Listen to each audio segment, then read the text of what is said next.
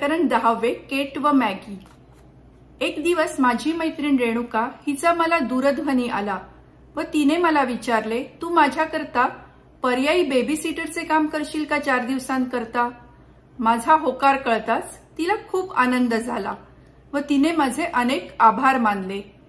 Elizabeth नावाच्या एका American बाईच्या घरी माझी मैत्रीण तिच्या 6 महिन्यांच्या जुळ्या मुलींना सांभाळायला रोज सकाळी 7 ते 6 पर्यंत जात होती।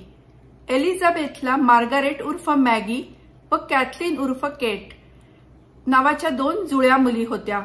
7व्या महिन्यात बाळंतपण झाल्याने त्या मुली वजनाने खूपच कमी होता व त्यात मॅगीला थोडा प्रॉब्लेम होता।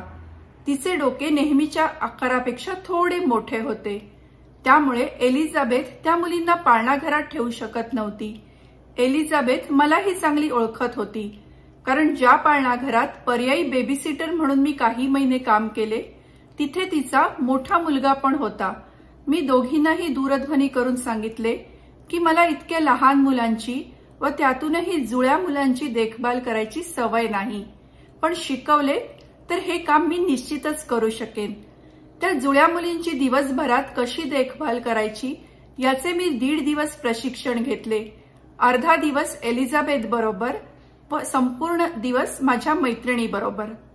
एलिझाबेथने मला पावडरचे दूध कसे तयार करायचे, दुधाच्या बाटल्या स्वच्छ धुवून मायक्रोवेव्ह मधून कशा कोरड्या करायच्या, बाटलीत दूध भरून ते फ्रीजमध्ये कशा पद्धतीने ठेवायचे, म्हणजे दुधांच्या बाटल्यांवर स्टिकर चिकटवून त्यावर नावे लिहायची।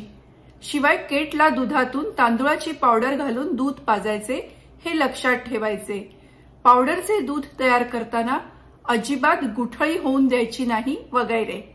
मैत्रिणीबरोबर एक संपूर्ण दिवस प्रशिक्षण घेतले, त्यात तिने मला सांगितलेल्या गोष्टी खालीलप्रमाणे।